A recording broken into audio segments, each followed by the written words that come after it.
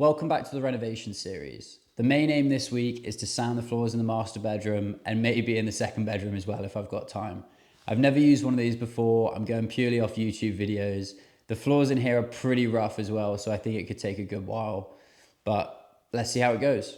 When I bought the house, this room had carpet, so the boards are pretty dark in colour and they've got some residue still stuck from the old carpet, and then there's some splashes of plaster around the edges from where I've done my shoddy job. So I'm going to be using 40 grit to start with. As I said, the floors are really rough, so I think it's going to need a lot of levelling out with the 40 grit. Right, let's get a screwdriver.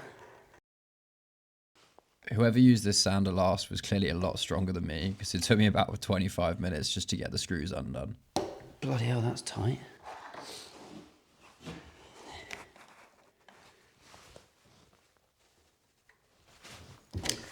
Shit.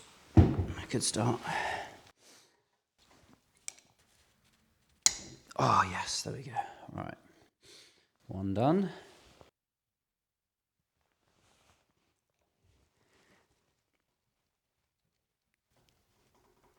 Oh, Jesus Christ, I'm going to break my wrist. Yes, there we go. Right, whoever did those up is bloody strong.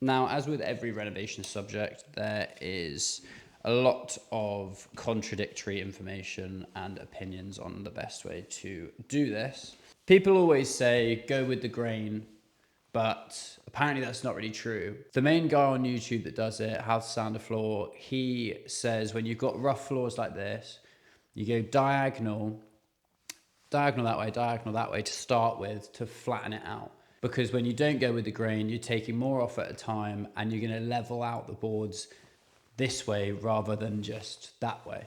So I'm going to start by doing diagonal, and it's going to look awful, and it's going to feel awful, and it's going to be really bumpy. But I think I'm just going to keep committing to it until the boards are getting sort of slightly more level, and then start doing with the grain. But we'll see how it goes. All right, so I really hope this works, to be honest. I reckon we just go for it. All right, that's not turning on. Good start.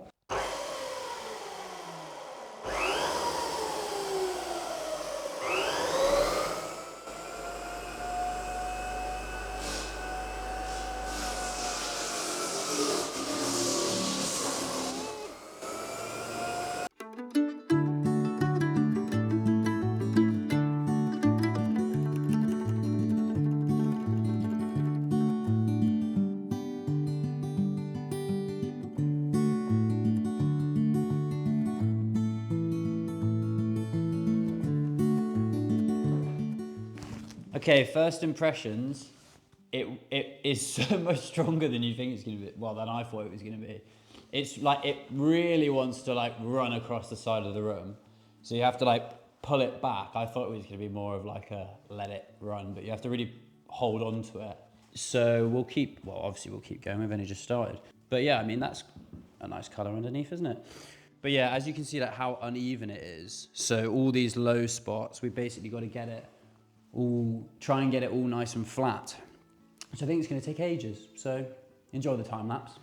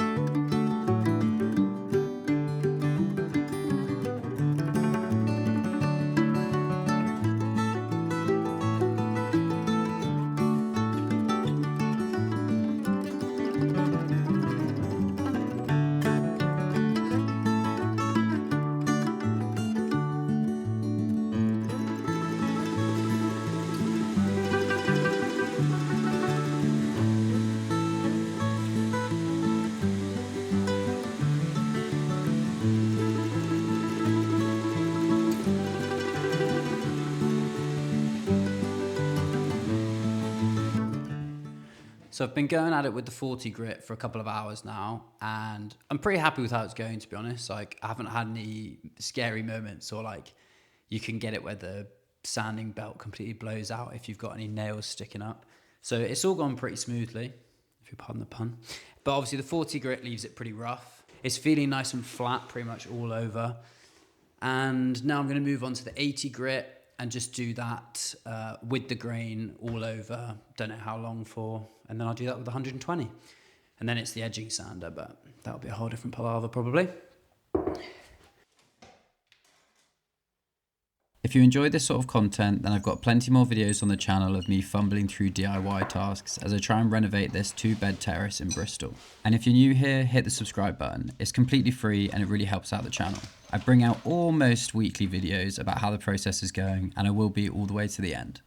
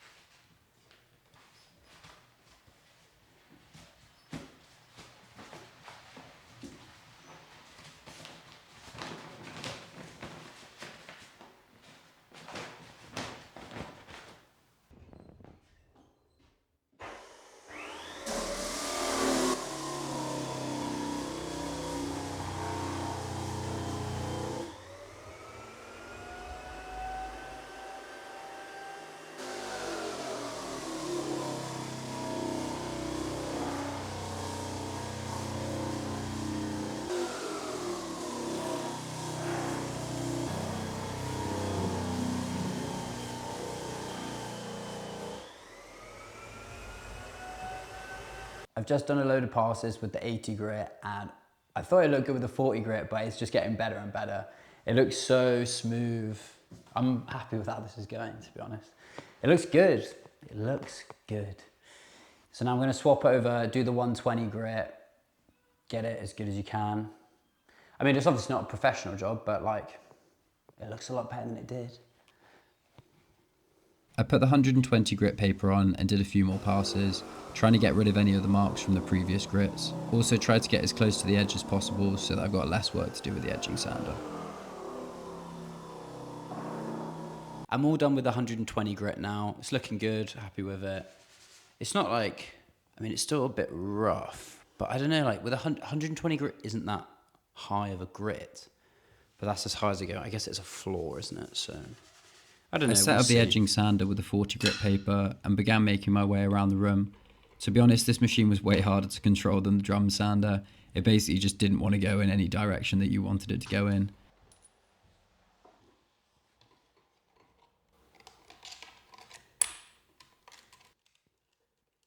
It was getting late and these machines literally shaped the whole house, so I called it quits for the night.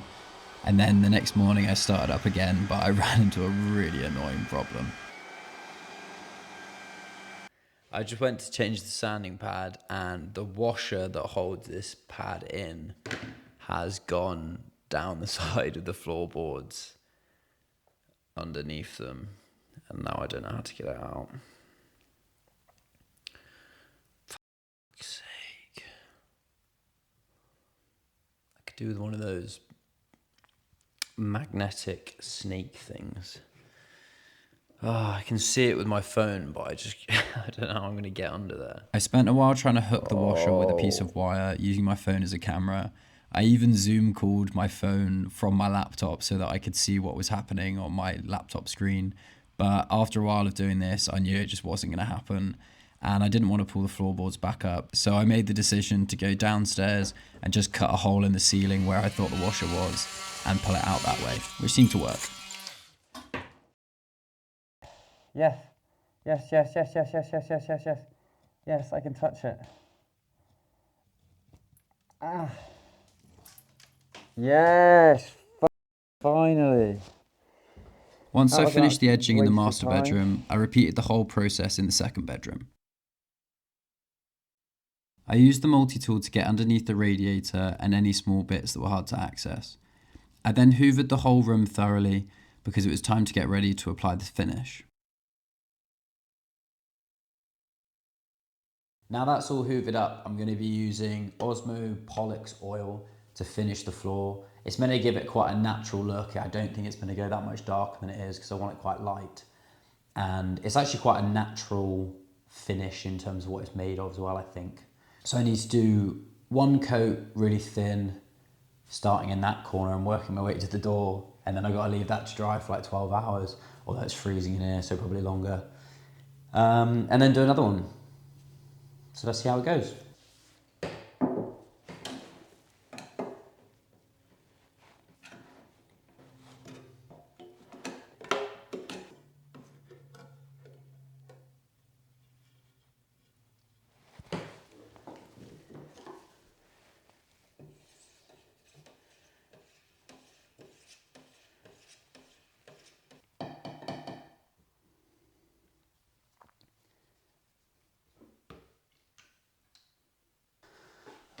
Oh,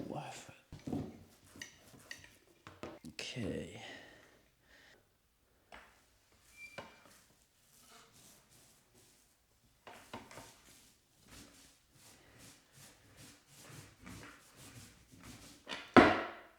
Brilliant. Oh God, I hate this thing.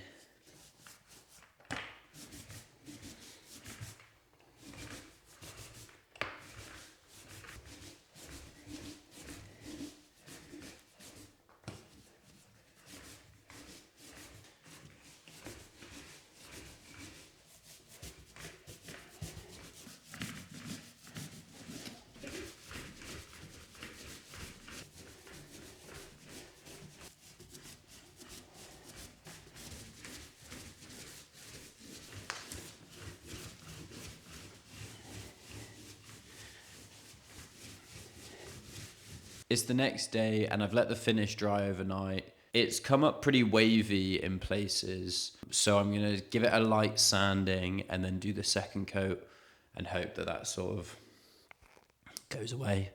But it might just be due to my sanding with the floor sander, or maybe it will disappear. I guess we will find out.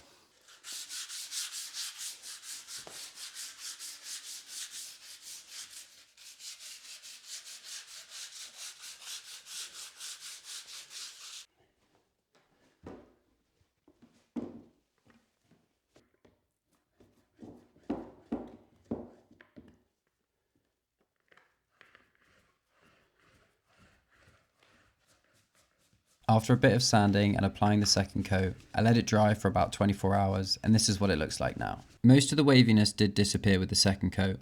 The finish is a bit darker than I would have liked, but I guess you live and you learn. Tune in next time to see what I get up to, as I'm really pushing to have both these bedrooms ready by Christmas. Bye for now.